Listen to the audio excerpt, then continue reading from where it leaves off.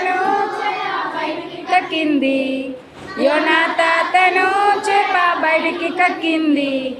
Wack wack అని కక్కింది, wack wack wack అని కక్కింది.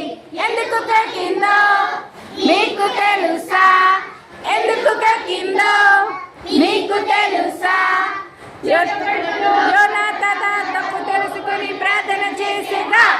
అందుకే యోనా తాతను చేప బయటికి కక్కేసింది.